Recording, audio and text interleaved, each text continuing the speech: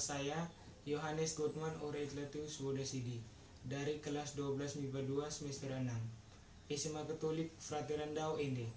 Jadi, di sini saya akan menjelaskan sedikit tentang eter, mulai dari pengertian, sifat-sifat, jenis-jenis, dan kegunaan eter dalam kehidupan sehari-hari.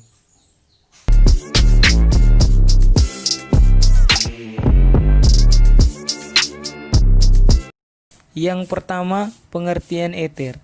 Eter adalah nama golongan senyawa organik yang mengandung unsur-unsur C, H, dan O dengan rumus umum R berikatan O berikatan R aksen. Bila rumus umum ini dikaitkan dengan rumus air HOH, maka eter dapat dianggap sebagai turunan dialkil dari senyawa air. Eter atau yang lebih dikenal dengan alkoksi alkana merupakan senyawa turunan alkana. Satu atom H, rantai alkana diganti oleh gugus alkoksi sehingga eter memiliki dua gugus alkil. Yang pertama, R berikatan H alkana dan R berikatan OR aksen eter. Berikut rumus umum struktur eter. R berikatan O berikatan R aksen dan rumus umum molekul CnH2n tambah 2. Yang berikut struktur dan ikatan. Eter memiliki ikatan COC yang bersudut ikat sekitar 110 derajat dan jarak C berikatan O sekitar 140 pm. Sawa rotasi ikatan C berikatan O sangatlah rendah. Menurut teori ikatan valensi, hibridasi oksigen pada senyawa eter adalah sp3. Oksigen lebih elektrogatif daripada karbon, sehingga hidrogen yang berada pada posisi alfa relatif terhadap eter bersifat lebih asam daripada hidrogen senyawa hidrokarbon. Walau demikian, hidrogen ini kurang asam dibandingkan dengan alfa hidrogen keton. Yang kedua, reaksi pada eter. Eter secara umumnya memiliki reaktivitas kimia yang rendah, walaupun ia lebih reaktif daripada alkana. Beberapa contoh reaksi penting eter adalah sebagai berikut. 1. Pembelahan eter. Walaupun eter tahan terhadap hidrolisis, ia dapat dibelah oleh asam-asam mineral seperti asam bromat dan asam iodat. Asam klorida hanya membelah eter dengan sangat lambat. Metil eter umumnya akan menghasilkan metil halida. Beberapa jenis eter dapat terbelah dengan cepat menggunakan boron tribomida, atau dalam beberapa kasus aluminium klorida juga dapat digunakan dan menghasilkan alkil bromida. Bergantung pada substituennya, beberapa eter dapat dibelah menggunakan berbagai jenis reagin seperti basa kuat. Yang kedua, pembentukan peroksida. Eter primer dan sekunder dengan gugus CH di sebelah oksigen eter dapat membentuk peroksida. Misalnya, dietil eter peroksida. Reaksi ini memerlukan oksigen ataupun udara dengan cepat oleh cahaya, katalis logam, dan aldehida. Peroksida yang dihasilkan dapat meledak. Oleh karena ini, disopropil eter dan tetrahidrofuran jarang digunakan sebagai pelarut. Yang ketiga, sebagai basa Lewis. Eter dapat berperan sebagai basa Lewis maupun basa Bronsted.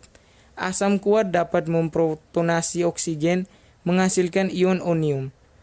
Yang ketiga, tata nama eter.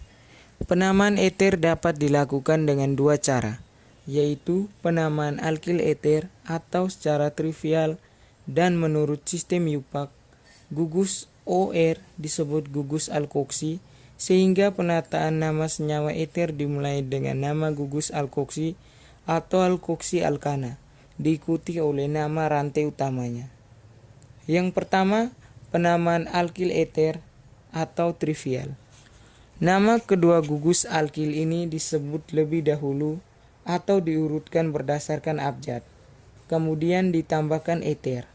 Jika kedua gugus alkil sama di awalan di, tata nama trivial untuk senyawa eter sangat sederhana dengan menyebutkan nama-nama gugus yang terikat pada atom oksigen dan kemudian ditambahkan kata eter. Contohnya adalah CH3 berikatan O berikatan CH2, CH3 diberi nama etil metil eter, sedangkan CH3CH2 berikatan O berikatan CH2CH3 diberi nama dietil eter.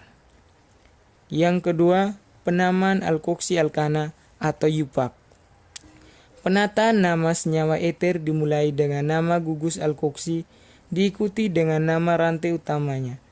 Gugus alkoksi dianggap cabang yang terikat pada rantai induk. Menurut tata nama yupak, eter diberi nama sebagai alkoksi alkana, dalam arti bahwa eter dipandang sebagai turunan alkoksi suatu alkana. Contohnya adalah metoksimetana, metoksisietana, dan 2-metoksipentana, yang rumus strukturnya berurutan adalah sebagai berikut.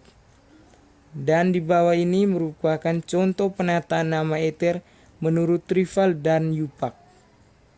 Rumus struktur eter, CH3 berikatan O berikatan CH3. Nama trivialnya dimetil eter dan nama yupaknya metoksimetana. Contoh kedua, CH3 berikatan O berikatan CH2 berikatan CH3. Nama trivialnya etil metil eter dan nama yupaknya metoksietana. Yang ketiga, CH3 berikatan CH2 berikatan O berikatan CH2 berikatan CH3. Nama trivialnya dietil eter dan nama yupaknya etoksietana. Yang keempat, sifat-sifat eter. Sifat-sifat eter yaitu pada keadaan standar, hampir seluruh senyawa eter berwujud cair, kecuali dimetil eter atau yang berwujud gas. Jika dibandingkan dengan senyawa alkohol, titik didih dan titik lele eter lebih kecil. Ini terjadi karena antar molekul eter tidak membentuk ikatan hidrogen. Eter juga cenderung bersifat non-polar, sehingga kelarutannya dalam air sangat kecil. Selain itu, eter bersifat mudah terbakar. Dibandingkan terhadap alkohol, eter jauh kurang reaktif, kecuali dalam hal pembakaran. Eter jauh lebih mantap atau lebih kurang reaktif dibandingkan alkohol. Eter ini dapat digunakan untuk membedakan alkohol dengan eter. A. Sifat-sifat fisika. Eter adalah cairan tidak berwarna yang mudah menguap dengan bau yang sangat khas. Eter tidak larut air, akan tetapi larut dalam pelarutan non-polar. Eter mudah terbakar dengan nyala bening yang jernih karena uap eter membentuk campuran yang eksplosif dengan udara. Eter juga dapat melarutkan lemak, minyak, resin, alkaloid, brom, dan iod. Yang kelima, manfaat eter beserta dampaknya.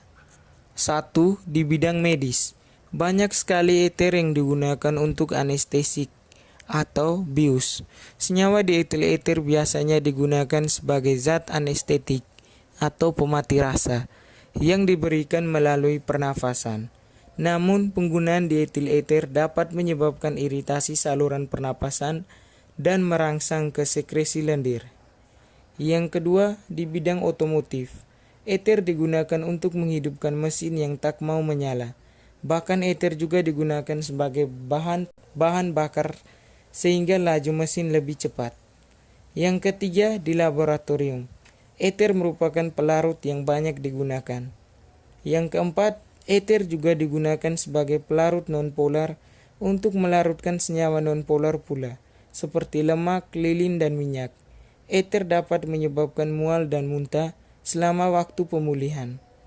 Karena dampak negatif ini, eter sudah jarang dipakai di negara-negara maju. Kemudian, dampak penggunaan senyawa eter. Pada konsentrasi rendah, eter dapat menyebabkan pusing kepala, sedangkan pada konsentrasi tinggi menyebabkan tidak sadarkan diri. Eter dapat menyebabkan mual dan muntah selama waktu pemulihan. Eter bahkan yang mudah terbakar karena eter mudah tersulut oleh kobaran maupun percikan api.